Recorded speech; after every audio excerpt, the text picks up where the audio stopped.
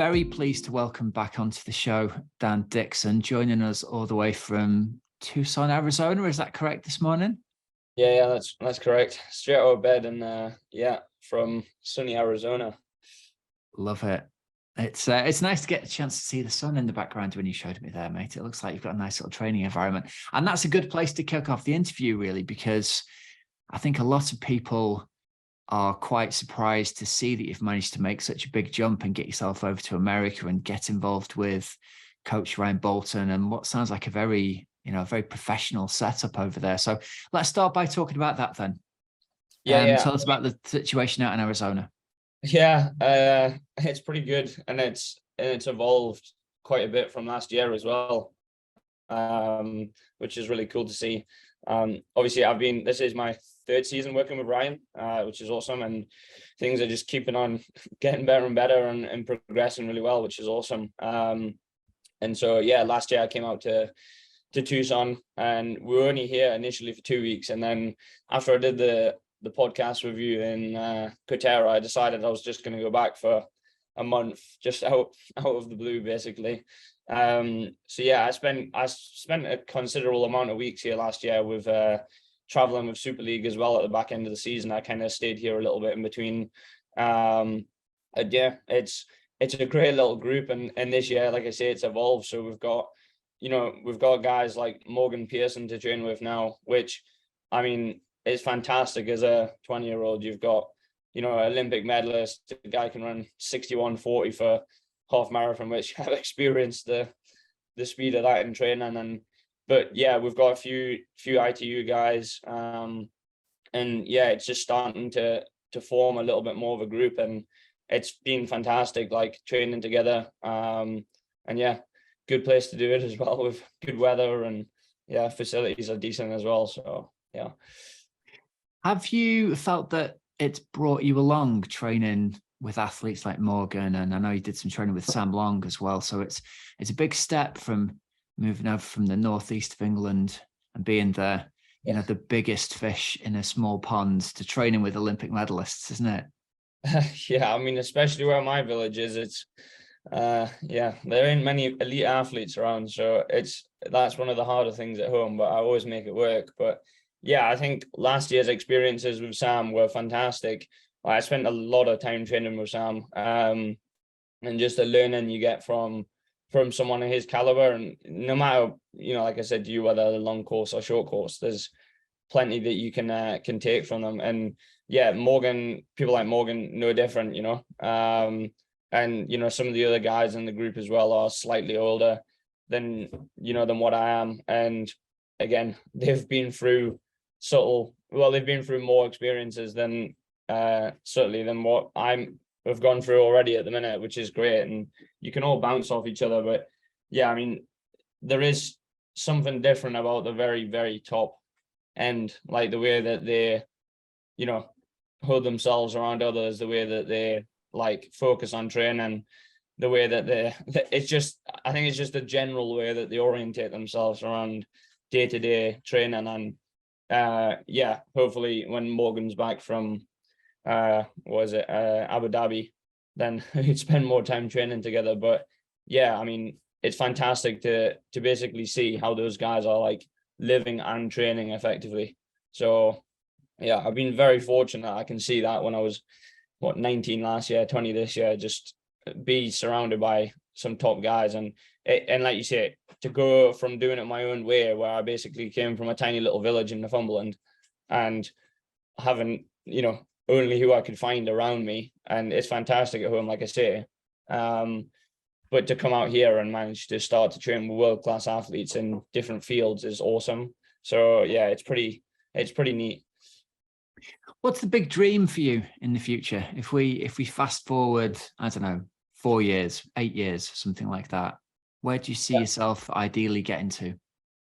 I mean, I would say since I really heavily focused on triathlon, which was in 2014, I mean, the main thing has always really been the Olympics and winning. So that always has been the big one. I think obviously a world title, stuff like that, is equally huge, and having been a part of Commonwealth Games and experiencing that, I feel like that again is always been a huge motivator. So to play a part in that, like at a, at the level that I did in Commonwealth Games, I think that'll suit me well for the next one for sure. You can kind of see how those, first Olympic experiences can work well for an athlete. But yeah, I mean, the Olympics is hard not to want to go to it. So yeah, I mean, 2024 is still very open for British guys. The third spot is still basically hanging around. We don't have one at the minute, so it's kind of who's going to qualify in that third spot at the minute is a big thing. But yeah, I mean, there's plenty of chase in the sport, and as I said to you last time, I'm pretty ambitious, as you know, and I've already tried the half Ironman, and yeah, I mean, after 2024, I certainly will get in the mix with a bit of PTO and probably a bit of half Ironman. I'll leave the Ironman for a little bit, but again, the Ironman's something that I want to do as well. So I kind of want to go around and do it all, which it'll be awesome. But yeah, focus on the short course for now.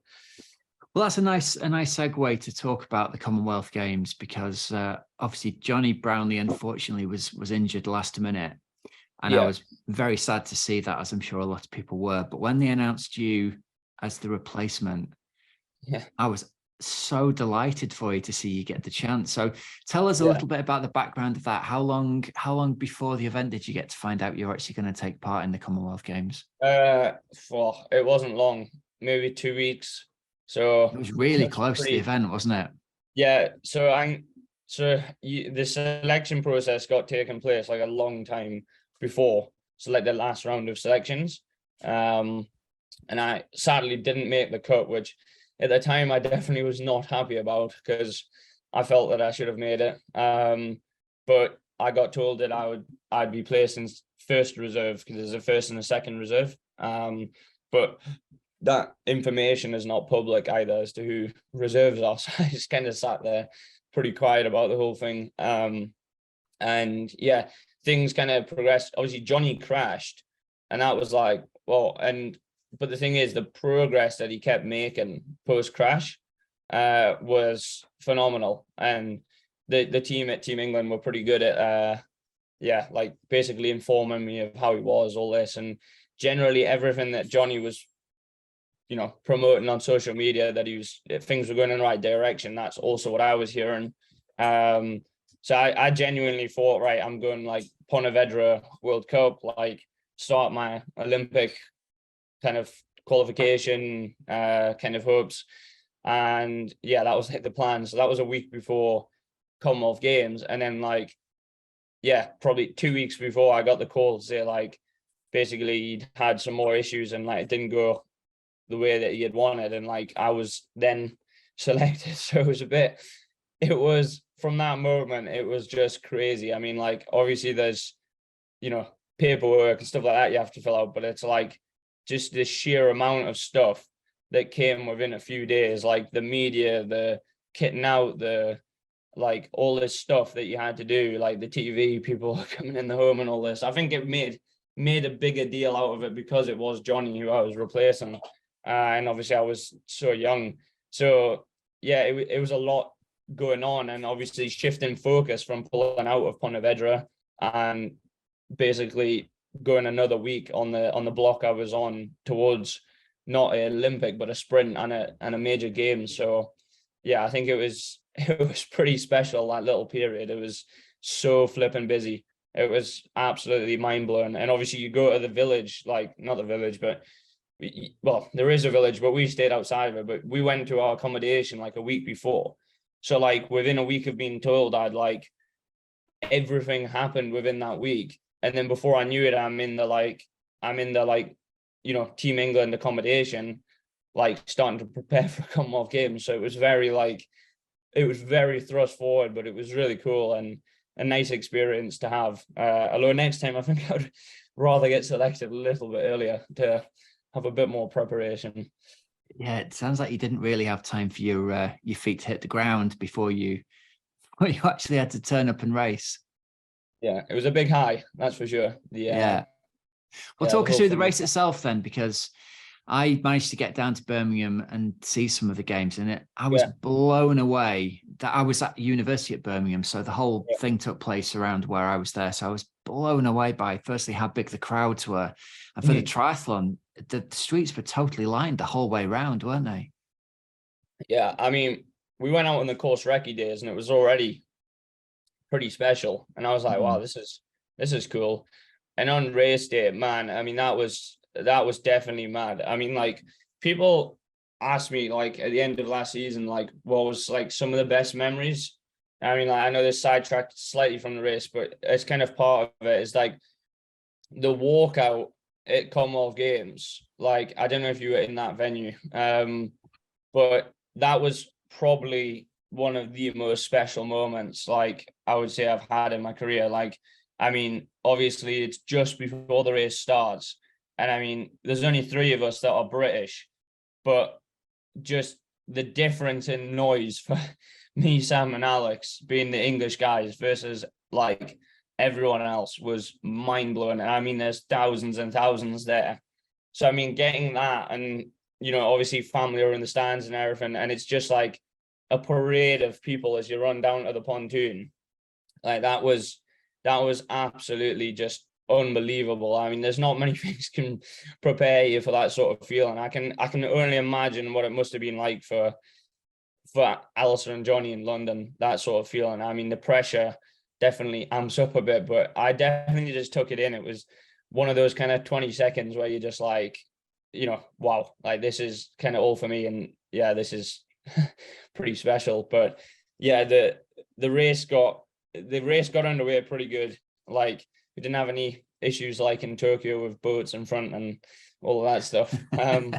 yeah, it was pretty good. And yeah, so I was stood pretty close to Alex and Sam. Like, I was right next to Alex on the pontoon, which is kind of what we discussed.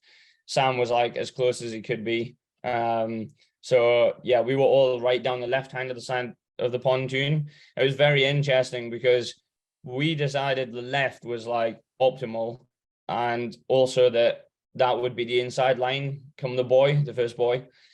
And when we started walking on the pontoon, everyone the best guys started going on the right, far right, like, which was so far from what we thought would actually happen. So like the best case was that one of us could stand next to Alex, and we basically nearly got 2 of us next to Alex. So it was very odd because then I looked and I was like, I definitely felt like the strongest swimmer on like the whole left side of the pontoon, which is what happened. And yeah, it created an interesting dynamic because, as you know, the race got underway and it basically spearheaded into 2, and I'm on the left, and then you got like Matt Hauser on the right. So we were just like closing in on the first buoy together. Alex sadly just missed the feet, but he was within that train with Sam. And yeah, I mean, that swim, definitely one of the fastest swims I've ever done. Like, it was really on, and I would hope to think that it was an honest course as well. But yeah, we were swimming like 67s or something.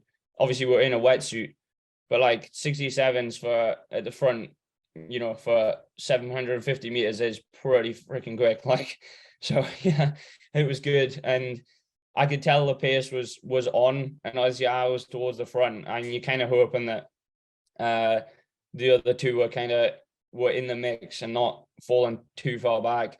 But yeah, generally I just sat in towards the front 4 and got stuck in. And I mean, it's a pretty cool feeling to be at the front, kind of spearheading a race like that, especially being so young. It was just awesome experience, and getting out of the water first as well. I mean, same feeling as the walk on, like coming out first English guy in about 4th, like, that was awesome, like running into the bikes and stuff, and the amount of support you got was just mega. I think you could definitely hear when Alex was coming because the cheers were even louder. But yeah, we basically there. I mean, the little break got away. I definitely wouldn't have been allowed to get in the break anyway. So we waited for like basically the main pack established. And then therefore it was basically just a chase because similar to the confusion of what happened on the pontoon, that was a little bit of a surprise for us. The other big surprise was the fact that Hayden was up the road, which was not good. So basically the chase pack had to work exceptionally hard. And Sam did a fantastic job of kind of taking the bike after I'd taken a pretty good chunk of the swim. And yeah, I mean, we did really well wanting to get caught, that's for sure. So it was pretty good. And I think as well, like that course worked well for a small pack, but in the group, it was so sketchy. Like, you know, the corners, some of the corners, I mean, like you're touching wheels and stuff. It was really, really tight. And it was, looking back, it makes me smile, but I'm like, in the moment, you're in a major games and you're touching wheels and stuff. And you're like, this is not, you know, I'd rather be a bit cleaner. And yeah, I mean, it was all just part of it. But that little segment going in, like dead turning in front of all the crowd again, I mean, absolutely awesome. But like you said, the streets just lined, man, absolutely lined. And yeah, I mean, coming in on the last lap, I think mitigated the gap to the break reasonably well, which was good. And yeah, I mean, going on to the run, you kind of thought surely it can't get any better than the bike. And I mean, the run was mad. I mean, that first section, you're obviously running out of transition.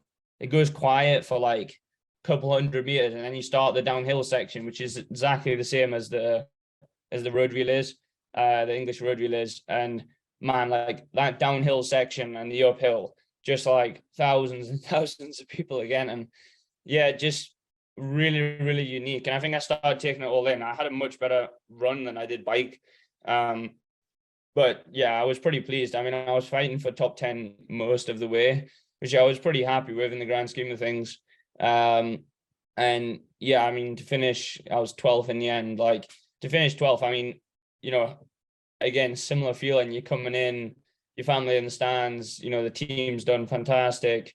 Like, it was just such a good day. And I think the weather played a nice part of that day as well for the opening of the games. And yeah, I mean, you know, the race was absolutely fantastic. And I think what's interesting is like just like people around the race as well were so good as well. So it was just this double whammy of like such a fun race, so good, but you had so much spectating going on. You had family, it was just like unbelievable, you know. And I think as well as that amplified effect of the fact that it's first one of the games, and you obviously got family and friends and stuff who watch, because as you know, like triathlons, it's definitely a growing sport, but it's still relatively small in comparison to some sports.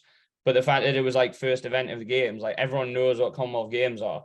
So like they'll tune in and watch first event of the games, and people really, you could see they were getting behind you at home, you know. I think for all three of us racing. So yeah, I mean, the experience was so cool. I mean, it's probably the first time I've gone through it like that for a while, but yeah, I mean, it's hard to include everything without taking you on an hour long chat. But it was really special. It was really, really special to be a part of. And like you say, I mean, I was equally excited to get the opportunity. Yeah, it was cool. Definitely cool. So here's a potentially difficult question for you. Obviously, Alex Yee, amazing athlete, teammate of yours at the Commonwealth Games. Yeah. You have to beat him one day if you're going to get the top step on the Olympics. There's no way around it, is there? He's a good friend, and he's also now a super competitor as well. Yeah. So talk me through what goes through your head then. I know you're still very young, but obviously you're extremely keen to get the big wins. What are the tactics going through your head looking to 2024 and thinking, I mean, how would it work? Would you have to be Alex's teammate? Would there be team orders? Would you be free reign to race? Yeah, well, the whole team orders thing's an interesting one. Yeah, I mean, how's that work, mate? I mean, I was technically under team orders in Commonwealth Games. So yeah, I mean, team orders for me are a difficult one. Like, I've spoken to people about it, and like my view on it is more of the you know, as Tim Don said, like sort of an old school view, which I don't really think it is. That's just my own view. But like, I honestly think at a major games, like you got 3 people, they're the best 3, like they've busted their ass to qualify, like they go race. And that's my like absolute stance on it. And more so amplified by the fact that you've got a relay. So you're very much a team in that relay. I mean, there's nothing stopping you working together in the race as well. But I think it's really sad taking a domestique, effectively a work for someone at the biggest event of their entire career. It's hard, isn't it? Right. Because on the one hand, triathlon's not a team sport. It never has been. You don't grow up thinking, I hope to be in a great triathlon team. You grow up dreaming of getting the Olympic gold medal. But then I guess the other side of it is the funding comes with the medal. And so the governing body are looking to win a medal that brings the funding and pays for everybody else. So there's this difficult juggling act, isn't there? Yeah, that's what I was going to say. And obviously, so like as I got older and I've been a little bit more within the system, I understand the need and the why to the domestique from their point of view. So yeah, I mean, I get that part, but for me, I think that again, like when it comes down to the women are basically just free game and they're allowed to race. I mean, there is very much a scenario you get 3 men in Britain qualifying, they all race for themselves. Like British Triathlon wanting you to be a genuine medal contender, which is absolutely fair because I mean, we're one of the best nations in the world. We are one of the most professional organizing governing bodies. I mean, British Triathlon are absolutely fantastic, and like we need medals and we want medals. So therefore, like you need as many guys or girls in the teams vying for medal positions, because effectively what you were saying before is like, you know, medals are basically the currency of the sport. And at the Olympics, you need medals. So yeah, I understand the importance, but it's one of those things where like I definitely hope in the future that I'm good enough and I've earned the position to be racing on my own. And I mean it's pretty clear cut in terms of like what you have to do to be able to race on your own. And I think that's fair enough. But yeah, I mean it's definitely worthwhile having those experiences though, because ultimately I look at what I did in Commonwealth Games, like I still got to be a part of like everything. You're not disadvantaged by being in that position. And so like now I've experienced everything that a home major games athlete or for what a major games athlete goes through. And I mean, I honestly think in the start line of a Commonwealth Games in 2026, I'd be significantly more like, you know, familiar and understanding of like what I'm in for here, like what the goals are, like this is what it's like. And so you can see that value, like I said earlier, about being able to experience those games. So if it is a case that I could qualify in 2024 and that is in a domestic role, then obviously personally I don't like that, but from a developmental point of view and obviously for the kind of good per se of British triathlon, it does a lot of good for both parties. So you can see how there's benefits to both sides, but I won't sit here and say that I'm like fully in agreement of the domestique policy because you want to race. Yeah, exactly. I think that's all it is, right? It's like you're a racer, you've qualified to an Olympic Games, you just want to race. I think that's pretty clear from my point of view. But did you have any sort of team orders at the Commonwealths this year? Was it your job to kind of not shepherd the swim exactly, but to go out hard and try and get in amongst the mix and give the boys behind a bit of an easier swim?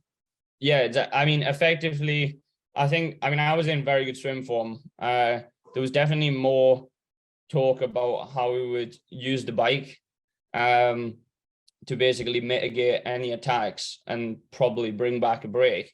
Like we said, the scenario that Hayden was up the road was definitely not in the book of tricks that were coming out. So obviously there's a lot of discussion pre-event, and that was obviously a surprise, I would say, to probably everyone watching. But, you know, he did fantastic on the day. I think from my point of view, I was like, I felt I could probably give the best value in the swim in terms of like, you know, dragging along, especially in the scenario that happened. You had two spearheads. So like I was then leading one spearhead. So I was then the front of the train trying to swim next to the train that had Hayden and that had Matt Hauser and that had all these top guys in. So like, I think that probably played a lot of value, because if we were much slower, we would have got probably mid-pack around the first buoy. So I think in the end, I managed to play quite a good value there, but it's tricky in the swim because it's like, you can't just be like, oh, just latch on and you're talking to each other and like, oh, just stay on or whatever. Like, you've just got to know to get on those feet. And I think Alex and Sam were pretty good at doing that. And like I say, on the bike, I definitely like, me and Sam were there basically just to like try and razz the bike as hard as possible, like just go for it. Like I say, I mean, I did not have the legs at all on the bike. I don't know if that's because I just needed to recover after the swim. The swim was really on. I was probably kicking a bit much than I needed to, especially to that first buoy. It was very, very quick. But yeah, effectively the team orders were to like, yeah, domestique Alex, pull hard on the bike and make it hard. But I mean, Alex is pretty phenomenal in the fact that like, he's not wanting to just sit in the pack and do nothing. Like, he wants to also work. So it's not a case of like, we were there to like just send it on the front. You know, he is very much akin to a Johnny or an Alistair, where like, you know, even when they had domestiques, they also pulled just as hard, if not harder. So yeah, I think it kind of, you've got to work as a team still. Like, it's not like a domestique's just going to be like absolutely unbelievable, like a Filippo Ganna, and just sit on the front and pull it back a break. Still takes teamwork. So it worked really, really well. And like I say, I mean, Sam did an absolutely phenomenal job on the bike. He was exceptional. I mean, I'm hoping I could do at least a good enough job on the swim, but ultimately it worked well in the end, you know. But like I say, yeah, we were under, both of us were there to domestique, and yeah, I mean, that was, like I say, it came as a bit of a shock to me, but it was, you know, at the end of the day, it is what it is, and still got to race a Commonwealth Games, which I think in hindsight was the cool thing for me. Well, a little bit of a segue here, but going from one kind of team racing to another, the Super League action that you've had over the last couple of years feels like it has been another, for you, it's been another gateway into sort of pro high-level ITU racing. The fact it's got you out there racing the very, very biggest names. And it's obvious the way you talk, you're not psyched out by racing Hayden Wild or, you know, any of the big names. You used to racing those big names. How much for help do you think it's been for you racing the Super League series? Yeah, I mean, there's the Super League series now. Obviously, I raced a little bit of Arena Games. I raced a little bit last year. Obviously, I just raced it the weekend as well. But yeah, I mean, the whole thing about racing big names and then racing Super League, I mean, I think what was good is I got to race some pretty big names, certainly prior to Super League. I raced some pretty good guys. And I think I chatted to my friend who, Jack, who was racing at the weekend. He came third in the Arena Games. Me and him had this discussion, and basically, like, it's not that imposter syndrome, but it's that, like, when I first started racing last year, I got thrust forward at a pretty quick rate to like just bigger and bigger and bigger opportunities. And obviously with that come bigger names. And I think early on, I was very much like, wow, this is like, yeah, this is crazy racing against, you know, be it Alex or Hayden for the first time. But the odd thing is I never got the chance to like really like you couldn't really be like a fan anymore. Like, certainly you are very much a competitor or even a friend or whatever, but like you're very much competing against them. And it was very odd, that transition of like, there was no more being like the kind of fan. Like, I definitely still, you know, it's inspiring what some of these top guys do, but suddenly you have to race them. So obviously you look at them in a different way. And there was definitely like an adjustment period there earlier in the season. But racing Super League was really good because there was plenty of names. But once you got a couple of races in, then you get very familiar with it.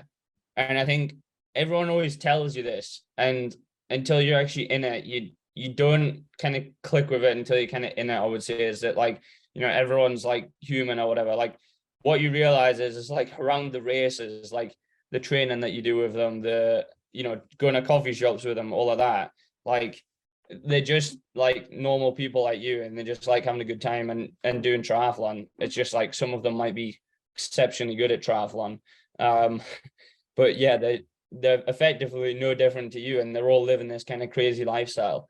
So in terms of like names and racing the big ones, I think it was fantastic to basically just teach you to like be surrounded by those top class guys, but not be worried about them. And I was very much in the mix with them at different races, and it was cool to be able to like have those standout performances where I could like be at the pointy end and pushing hard with the top guys. And obviously it's pretty motivating, especially when you look back at that and you think like, yeah, that was last year. Like, what can I do this year?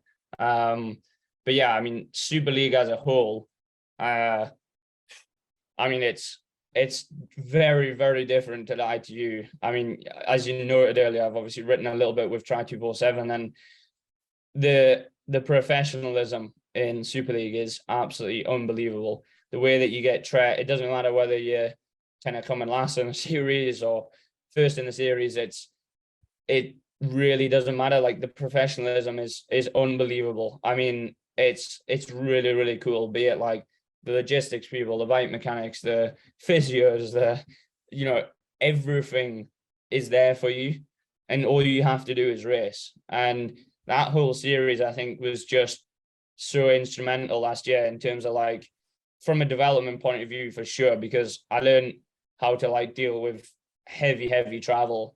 Maybe I may have not learned at the time, but I've certainly learned from it. You know, dealing with heavy travel, like dealing with a big competition, you know, dealing with ultimately what is like big money for a 20-year-old. Like, it's odd having to have that, like the money for the first time is actually big, and it's interesting what that can do to like different athletes when they first experience it. So the whole experience was just unreal. And I think the arena games at the weekend were awesome. Seems to have stepped up again from last year in terms of the event, and I have no doubt that the championship series will probably be even better again this year. So they really are like pioneering the way that the sport goes. I mean, having been a part of plenty of it now, there's very few things that they do wrong, if at all, which is probably why it makes great racing and great opportunities for athletes, and great kind of following and spectating for people around it, you know.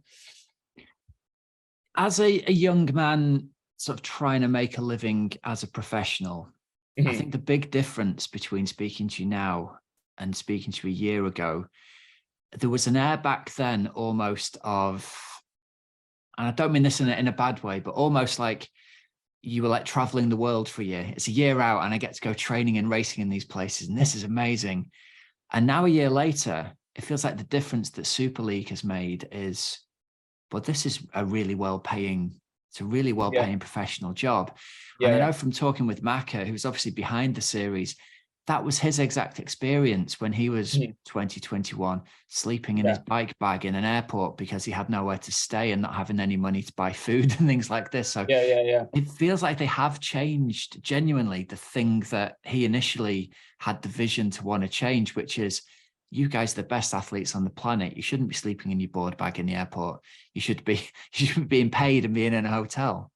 Yeah. I mean, look, again, you'll probably realize I'm pretty open on a lot of subjects, and like, I'm more than happy talking about like, you know, the financial side of the sport and stuff like that, because I've seen from a very young age, like 11 years now, whatever, like, of going through the sport and how it changes. And I mean, yeah, you're right there. Like, last year, like, mindset was like, when we did the podcast, even like, mindset was very much that I had to make enough money to get through. I mean, like, that camp last year, like, I mean, to give you kind of background of where I was last year, like I'd been working, like I was a year and a half out of school, but I'd been like working. I'd been doing a milk round in the winter with my friend's dad, like getting up in the morning, delivering milk, like basically trying to just make a little bit of money. I was very fortunate to get a little bit of grants, but I spent all of that money, and I literally mean all of the money, going to America for like 6 weeks, banking that basically at the end of the trip when I raced, I would make enough back, which I did. And that allowed me to then go to the next few races. And then I made enough there and kind of managed to slowly get along until I hit SuperLeague and stuff like that. And it just kind of took off. And again, that was a massive learning curve, like going from like, you know, you were racing just to try and get through each race, and then suddenly very quickly it was like you can just focus on the racing because like you're actually making enough to sustain what you're doing. So that was definitely pretty cool. But yeah, I mean, a year on, it's not exactly like I'm balling, but it's it's definitely a better financial situation where like I'm not really going to my parents as much and stuff like that, which like as a 20-year-old guy to be traveling around the world racing and pretty much self-sustaining it is really, really cool. And it's getting to the point where I can just about get by, which on that lifestyle is amazing. Like the step from last year to this year from a professional point of view is huge. And I think that, as you're pointing out, like Super League played a massive part in that, like absolutely huge, because like obviously there's the money you make from that, but it's then the connections you make, the fact that like other people get interested and all of this, like it's just like a hub for like, I think, professional development as well, more so for a young guy or a young girl. Because I mean, the top guys and top girls, they're like, really racking it in. Everyone's happy, like the sponsors. It's like they're already at the top of the world. But when you're coming in as a 20-year-old and you've got like, still just, reasonable results, but only half a season of senior racing, to then go in and start to like establish yourself a little bit, have a couple good results, like, the then financial implication of that is huge. And like you say, like we put in a hell of a lot of work as triathletes. So to be able to kind of just be like rewarded, probably even fairly, you would say, for how much you actually put in, it's really, really cool. I mean, like it was 10 years of making nothing for me until last year, because obviously I was a junior. So it was definitely very, very unique at first year to have all those experiences. But what they're doing is absolutely awesome. And I think it's given people a real like living. And in the ITU, obviously the ITU is, I think they've increased their prize purse by something like 17.5% for this year, which is huge in World Series racing. And it's going to be distributed lower. It's going to be distributed further down, probably less overall money, but generally that's positive for the sport as well. And whether or not that's been slightly pushed from Super League in terms of like, that's offering these opportunities, maybe we need to start. Because if you're a guy coming, or a girl coming top 15 in World Series, like you barely would be making it along if you didn't have many sponsors. But if they're paying all the way down to top 30, it means that you've got guys who can then start to tick along at top 30 level. And then the guys who are around top 15 can start to like progress a bit more as well. And I think the whole thing is fantastic for the sport, but Super League are taking it in a different direction. There's nothing quite like it at the minute, really, other than PTO in the long course. So what's the rest of the season look like for you as you project forwards and look at what you've got planned? I want you to take me to the end of this season and look back, and if everything goes perfectly, what will your result sheet look like? Pretty good.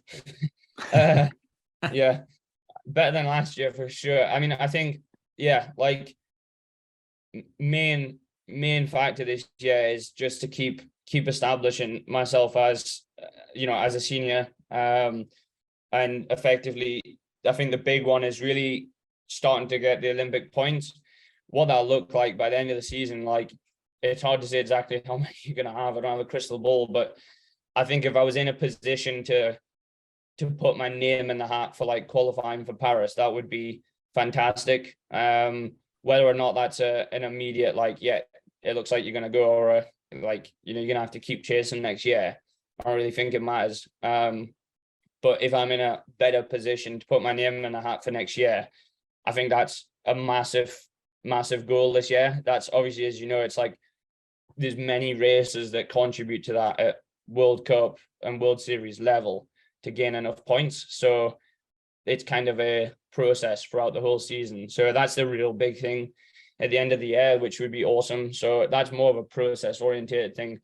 I mean, Super League for sure. I definitely want to commit to all 5 races. As I'm sure you know, the Super League series is a little bit in conflict with the back end ITU races. It's very, very difficult to do the whole series if you're chasing Olympic points. So I'm still going to go and try and commit to all 5 for every reason that's been mentioned on this. And I mean, the goals there, I mean, I got a top 4. I think getting a podium at the right race is possible, I think, for me on the right day. And if I can get things to kind of, basically be in the right position. And I would love to finish sort of closer to the top 8 in the series as well, which would be a good progression from last year. So I think overall that would be awesome. The plan really is not to do any championships this year, which is interesting. It's been a while since I've done that. No, like U23 stuff, because I'm trying to really push with the Olympic point side of things. But I think there's a good chance that I'm going to get into a few World Series. I mean, as I'm sure you know, Sunderland is one of the World Series, albeit not the nicest place in the Northeast, but it is in the Northeast and probably going to be the only shot I ever have in my career to have a Northeast World Series. I think if you talk about big goals, like Sunderland, I knew about Sunderland like last year in January, so I've known about it for a while.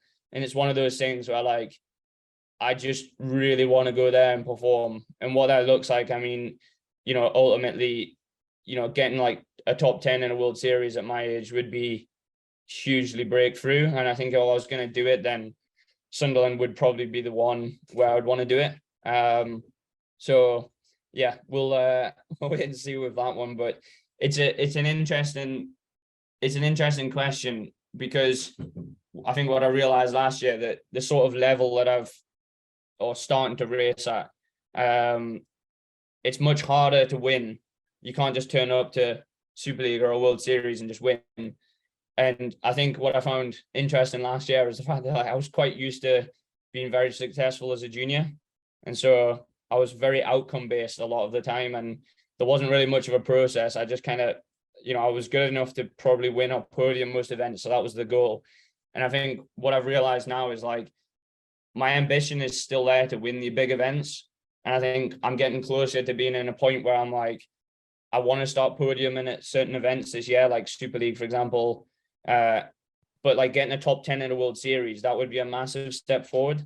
And obviously then it gives you something to build on for the following year. So I think at the minute, the goals are bigger than what they were last year in terms of like progression. But they're very like ambitious, but they're definitely, you know, like I say, they're set so that like it's something high to achieve, but then the following season there's something very much there to build on. Because I think at 21 to pull off some of the things that I've just said would be exceptionally good. And so at 22 it gives you something more to build on. But the ambition is still very much there to win, but you realize that to win at this level, you can't just decide I'm going to win and like everything will go, you know, happy as Larry for you. Like it takes a lot of work. And if you look at Hayden and Alex, they're very, very young, but it still took them till they were 23, 24 till they started winning, or even getting close to that. So I think patience is probably one of the most underrated values, and probably it's a good thing that I've realized that young, that you have got to be patient. But it's certainly hard because, like, you know, you've mentioned already, like I've always been reasonably successful, and like I think that motivation to want to win is still very much there. But what's exciting at the minute is the process of trying to become a winner again, but at senior level and not just junior level. So yeah, climbing closer to that each year is exciting, I think, at the minute. Nice. And last question then. I know your dad's a big triathlete as well. Yeah. What was your conversation like with him when you found out you'd been selected for the Commonwealth Games? Yeah, I think it was pretty good. I remember being in the gym when I got told. Actually, I was like mid-workout and I just got a text basically saying, like, there wasn't even like a call. It was just like, oh, you've been, and then I got a call afterwards. But yeah, I remember calling him straight away and he was at work and I think he was over the moon because, I mean, yeah, like my dad's been, as I said, he's been along on this journey with me the whole way. Like he got me started. And I mean, I think probably I wouldn't be in that position without him, nor my mum, my brother, my family. So I mean, I think for him it was pretty special. And obviously, I think what made it more special is the fact that he was the first person that I called when I was in the car, like basically saying like, "Oh, I haven't been selected," because I was on a long drive somewhere, I can't remember where, when I got told like by the selection committee that I wasn't selected, and it's a very long call, and I was very like obviously quite down. And I told him, and he was obviously gutted. So to then call him up about 6 weeks later and tell him the complete opposite, yeah, it was really cool. And I mean, I think he obviously knows, like, he's played such a huge part in that, you know. So it's nice to have that, and yeah, hopefully this year he can get out to watch me at a few more events, because yeah, he used to say he was going to retire and go and watch cricket in the West Indies, but he can probably retire and come around and watch me race triathlon a bit more now, which will be cool. So yeah, I mean, really, really grateful though for my family and the support that they give.